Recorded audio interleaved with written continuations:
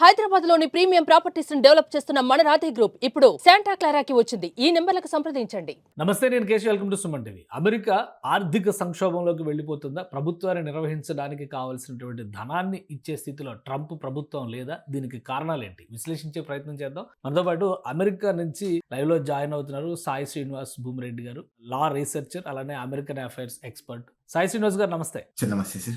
ఏంటి అమెరికా ప్రభుత్వం నడిపించడానికి ప్రభుత్వానికి కావాల్సిన నిధులు ఇచ్చుకునే స్థితిలో ప్రభుత్వం లేకపోవడం, ఇది చాలా ఆసక్తికరంగా ఉంది. ఒకవైపు ఉద్యోగాల కోత ఇవన్నీ ఒకలా ఉంటే, మినిమం ఎక్స్పెండిచర్ కూడా ఇప్పుడు పార్లమెంట్ ఆమోదంతో, అంటే అక్కడ సెనేట్, కాంగ్రెస్ ఈ రెండు ఉన్నాయి కదా, వీటి ఆమోదంతో ఖర్చు చేయలేని స్థితిలోకి ట్రంప్ ప్రభుత్వం వెళ్ళిపోయింది అనేది వస్తుంది. ఎంతవరకు నిజం ఇది? మామూలుగా అంటే దీన్ని షెడ్ డౌన్ది మనం ఏదో పెద్దగా చూడాల్సిన అవసరం అయితే లేదు సార్. ఇది part and parcel of the ఒక రాజ్యాంగ వ్యవస్థ నడిచేటప్పుడు ఒకరి అధికారాన్ని ఇంకొకరు ఓవర్ రీచ్ చేయాలన్న టైంలో తప్పకుండా ఈ రాజ్యాంగం అనే ఒక వ్యవస్థ ఆపుతాది మిమ్మల్ని అనేది చెప్పడానికి ఇది కొంచెం ఒక రకమైన ప్రూవింగ్ సార్. అంటే ఇలాంటివి ఈ రాజ్యాంగంలో జరుగుతాయని. కాంగ్రెస్ కి సార్, కాంగ్రెస్ అంటే ఏం లేదు, house of representatives and senate కి ఈ డబ్బులు ఎలా ఖర్చు పెట్టాలి అనే అధికారం ఈ కాంగ్రెస్ కి మాత్రమే ఉంటది. అంటే ఇంకా ఎవరికే గానీ ఏ వ్యవస్థ కానీ ఉండదు. సో దీనికి ఒకేలా ఆ ఖర్చు పెట్టాలి అనుకున్న టైంలో ప్రెసిడెంట్ ఏం చేస్తారంటే, అంటే ప్రెసిడెంట్ ట్రంప్ కానీ ఆ రోజున్న అధ్యక్షులు మాత్రం ఒక చిన్న బిల్ అనేది పెడతారు సార్. అంటే ఏంటంటే, నేను ఇంత ఖర్చు పెట్టాలనుకుంటున్నాను, దీంట్లో ఖర్చు పెట్టాలనుకుంటున్నాను, ఇవి ఖర్చు చేయాలని ఉన్నాను అనుకుంటారు. సో అది ఫిబ్రవరి నుండి, అంటే ఈ అక్టోబర్ 1 కన్నా ముందు ఒక 7-8 నెలల నుండి ప్రిపరేషన్ జరుగుతుంది.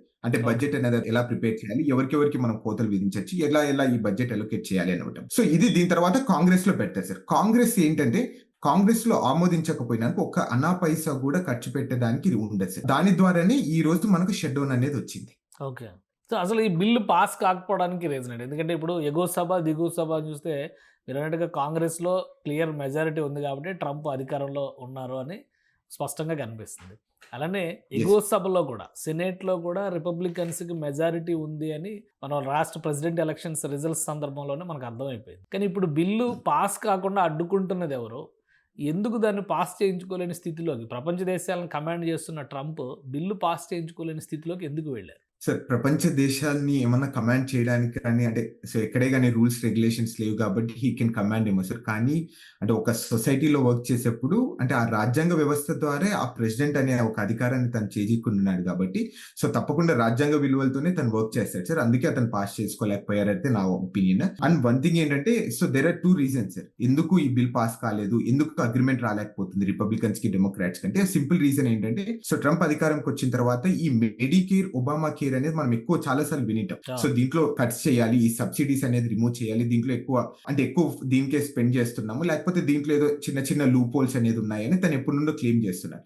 సో ఈ బడ్జెట్ లో ఏం చేశారంటే, ఆ 2 కోతలు అనేది విధించడం జరిగింది. కంప్లీట్ గా ఆ 2 పదాలని రిమూవ్ చేశారు, చాలా వరకు తగ్గిస్తా రావడం జరిగింది ఈ హెల్త్ కేర్ దానికి. అప్పుడు దీనికి డెమోక్రాట్స్ ఏమంటున్నారంటే, డెమోక్రాట్స్ $1 ట్రిలియన్ ఈ ఒబామా కేర్ ఇట్లనే మెడికేర్ కి డబ్బులు ఇవ్వండి, మేము ఈ బిల్ ని ఓకే చేస్తాం అంటున్నారు. సో కానీ ట్రంప్ అడ్మినిస్ట్రేషన్ మాకు అది అవసరం లేదు, దీని ద్వారా అంటే ఈ హెల్త్ ఇష్యూస్ అనేది మళ్ళీ దాని గురించి మనం మాట్లాడుకుందాము, ఇప్పుడు మాత్రం ప్రస్తుతానికి మాత్రం ఈ బిల్ అనేది పాస్ చేయండి అంటే దాంట్లో డిసగ్రిమెంట్ అనేది జరిగింది. సో దీంట్లో ఫస్ట్ ఏమైందంటే, హౌస్ ఆఫ్ రిప్రజెంటేటివ్స్ లో ఒక చిన్న బిల్ పెట్టడం జరిగింది, అంటే కంటిన్యూయింగ్ రెజల్యూషన్ అంటారు.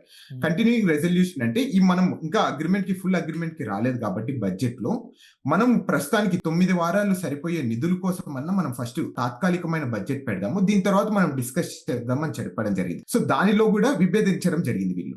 సో హౌస్ ఆఫ్ రిప్రజెంటేటివ్స్ లో పాస్ కావడం జరిగింది. మళ్ళీ సెనెట్ లో బిల్ పెట్టినప్పుడు సెనెట్ కు అధికారం ఉంటుంది సార్. రూల్ 22 అనే ఒక అధికారం ఏమైతుందంటే, ఒక బిల్ పెట్టినప్పుడు అన్లిమిటెడ్ గా దాని గురించి డిబేట్ చేయొచ్చు. అంటే ఎన్ని రోజులైనా, ఎన్ని సంవత్సరాలైనా, ఎన్ని నెలలైనా, ఎన్ని దశాబ్దాలైనా అట్లనే చేసుకుంటా వెళ్ళొచ్చు.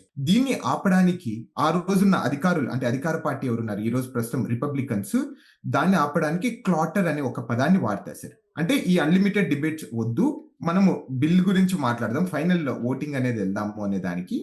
ఆ టైంలో ఏమైతుందంటే, ఆ క్లాటర్ అనే దాన్ని అధికారాన్ని వాడాలంటే 60% మంది, అంటే ఈ సెనెట్ లో ఉన్న 60% మంది దానికి ఓట్లు వేయాలి.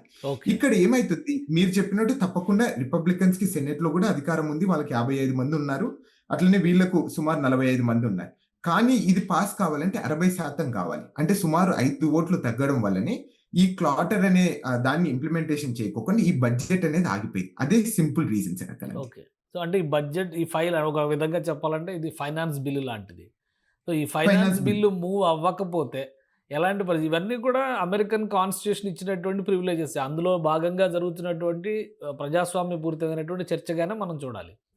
సో, ఇప్పుడు అవును ఇప్పుడు సార్. బయటపడడానికి ఏంటి మార్గం ఏంటి? ఎన్ని రోజులు ఇలాగా ఈ స్ట్రగుల్, షట్ డౌన్, గవర్నమెంట్ ఎంప్లాయీస్‌కి ఉద్యోగాలు లేవని, జీతాలు లేకుండా కూడా కొంతమంది పని చేయాల్సొస్తుందని, లాస్ట్ టైమ్ కూడా 2018 ఆ టైంలో ట్రంప్ అడ్మినిస్ట్రేషన్‌లోనే సిమిలర్ సినారియో ఏర్పడింది అమెరికన్ కాన్స్టిట్యూషన్‌లో అనేటువంటిది ఇప్పటివరకు వస్తున్నటువంటి సమాచారం. సో, ఏంటి దీని అవును నుంచి సార్. బెయిలౌట్ ప్యాకేజ్ ఏమైనా ఉందా డొనాల్డ్ ట్రంప్ గారికి?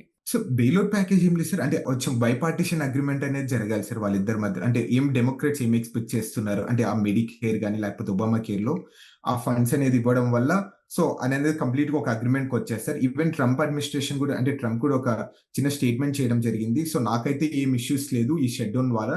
సో, దీని ద్వారా చాలా మంది జాబ్స్ కట్ చేసుకోవచ్చు. అట్లనే ఈ డెమోక్రాట్స్ పెట్టిన కొన్ని పథకాలున్నాయి, కొన్ని స్కీమ్స్ ఉన్నాయి. దీన్ని కూడా నేను కట్ చేసే అవకాశం కూడా ఉంటదని కూడా తను బహిరంగంగా చెప్పడం జరిగింది. ఆయన డెసిషన్ తీసుకుంటే ఇవన్నీ కట్ చేయొచ్చా? మళ్ళీ ప్రభుత్వ ఉద్యోగాలు కూడా దాదాపు 1,00,000 ఉద్యోగాలు పోతాయని చెప్పని అంటున్నారు. 86 లక్షల మంది రోడ్డు మీదకొస్తారు. కాంట్రాక్ట్ ఉద్యోగాలు ఇవి కూడా అన్నీ కలుపుకుంటే ఒక 86 లక్షల మంది రోడ్డున పడే పరిస్థితి ఉంటుందంటున్నారు. సో, ఇవన్నీ యథేచ్ఛగా డొనాల్డ్ ట్రంప్ ఒక ప్రెసిడెంట్ ఆఫ్ అమెరికాగా డెసిషన్స్ తీసుకోవచ్చా? ఈ సిట్యుయేషన్ ఉపయోగించుకొని తనకు అనుకూలంగా? సార్ అంటే తను తీసుకోగలదా? తీసుకోలేదా? అని మనం పక్కన పెడితే మాత్రము అంటే అది ఇప్పుడే గాని ఇంతవరకు గత 20 సంవత్సరాల నుండి ఎప్పుడు జరగలేదు సార్. అంటే 1980 నుండి ఇలాంటి షట్ డౌన్స్ అనేది జరుగుతున్నాయి. అది ఏమన్నా కొన్ని అక్కడక్కడ చిన్న చిన్న జాబ్స్ పోయినాయి తప్ప ఇక్కడ ఎంత మనం అనుకున్నంత ఫిగర్ అయితే ఎక్కడ పోలేదు. సో, కానీ నా ఆర్గ్యుమెంట్ అంతా ఒకటి సార్. ఒక్కసారి ఏదైనా గాని ఒక సిస్టానికి డ్యామేజ్ అయినా గాని కొంతమంది ఎంప్లాయీస్‌ని తీసేసినా కానీ అది మళ్ళా రికవర్ చేయడం చాలా కష్టం సార్. ఇప్పుడు ఫర్ ఎగ్జాంపుల్ లాస్ట్ టైమ్ చెప్పిన అంచనాల ప్రకారము సుమారు $3.1 బిలియన్ ఈ షట్ డౌన్ వల్ల లాస్ అయిపోయారు. అంటే విచ్ కెనాట్ బి రికవర్డ్ అంట. ఓకే. సో, $3.1 బిలియన్ అంటే ఎంతమంది ఉద్యోగాలు పోయింటాయి, ఎంత వ్యవస్థ స్తంభించిపోయింది, ఎన్ని స్కీమ్స్ అనేది కట్ అయిపోయింటాయని ఒక సింపుల్ దాని ద్వారా మనం అర్థం చేసుకోవచ్చు సార్. అంటే and one more thing sir, last time 35 days అనేది షట్ డౌన్ జరిగింది. ఈ రోజు మనం ఇంకా ఫస్ట్ డే లోనే ఉంటున్నాం. సో, అలానే దీని గురించి మనము 2 టైప్స్ ఆఫ్ థింగ్స్ గురించి ఆలోచించుకోవాలి సార్. ఒకటి essential and non essential sir. Okay. Essential వాళ్ళకు మనం అనుకున్న విధంగా ఎక్కడే గానీ ఎఫెక్ట్ కాదు సార్. అంటే ఫర్ ఎగ్జాంపుల్ ఆర్మీ కానీ, సో లేకపోతే ఇక్కడ పోలీస్ వ్యవస్థ కానీ, సో లేకపోతే వైట్ హౌస్ లో ఉన్న వర్క్ ఫోర్స్ కానీ ఇవన్నీ అలానే నడుస్తాయి సార్. కానీ నాన్ ఎసెన్షియల్ ఉంటాయి కదా సార్.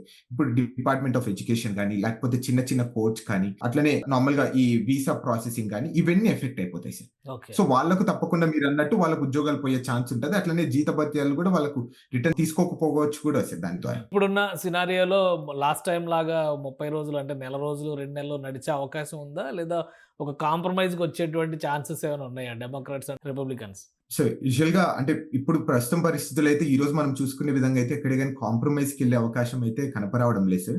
అంటే ట్రంప్ అడ్మినిస్ట్రేషన్ ఏం చెప్తున్నారంటే ఈ మెడికేర్, ఒబామా కేర్ అనేది కంప్లీట్‌గా డిఫరెంట్ ఇష్యూ. దాని గురించి మనం సెపరేట్‌గా మాట్లాడదాము. ఇదెందుకు మీరు దీంట్లో మిక్స్ చేసి ఈ ఫండింగ్ దాంట్లో మాట్లాడుతున్నారు అని తను క్లెయిమ్ చేస్తున్నారు. సో కానీ డెమోక్రాట్స్ ఏమంటున్నారంటే ఇది ఒబామా కేర్ గాని, మెడికేర్ తీయడం వల్ల కొన్ని లక్షల మంది అమెరికన్ ఫ్యామిలీస్ అనేవి స్తంభించిపోతాయి.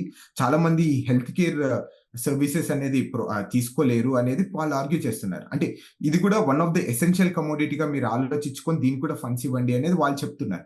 అంటే ఎక్కడే గానీ సో పొంతన అనేది వాళ్ళకి ఎక్కడ కనపరావడం లేదు సార్. సో తప్పకుండా ఇంకా విరబడాలంటే కొంతకాలం వేచి ఉండాల్సిందే. వేచి ఉండాల్సిందేది వస్తది. అంటే దీని ద్వారా అంటే మనం ఎఫెక్ట్ అయితామా లేదా అనేది కూడా ఒక చిన్న క్వెషన్ మార్క్ లో ఉండిపోతున్నాం సార్ మనం. Right. Thank you Srinivas Reddy గారు విశ్లేషణ అందించినందుకు. ఇది అమెరికాలో పరిస్థితి షట్ డౌన్ అనేటువంటి నినాదం మొదలైంది. ఆల్రెడీ ఒక రోజు గడిచిపోయినటువంటి స్థితి. ఇక డెమోక్రాట్స్‌కి, రిపబ్లికన్స్‌కి మధ్య ఒక అండర్‌స్టాండింగ్ రాకపోతే ఈ ఫైనాన్స్ బిల్లు పాస్ అవ్వడం అనేది అసాధ్యం. రాజ్యాంగం ఇచ్చినటువంటి వెసులుబాటును ఉపయోగించుకొని ప్రతిపక్షం ట్రంప్‌ని ఇరుకున పెట్టేటువంటి ప్రయత్నం చేస్తోంది. ఈ షట్ డౌన్ కంటిన్యూ అయితే అమెరికా పైన తీవ్ర భారం పడేటువంటి అవకాశం. ముఖ్యంగా సామాన్య అమెరికన్లు ఎవరైతే పదే డొనాల్డ్ ట్రంప్ అడ్మినిస్ట్రేషన్ చెప్తుందో ఆ సామాన్య అమెరికన్లే నలిగిపోయేటువంటి పరిస్థితి ఉంటుందని సాయి శ్రీనివాస్ రెడ్డి గారు విశ్లేషిస్తున్నారు. ఇది స్పెషల్ డిస్కషన్. Keep watching.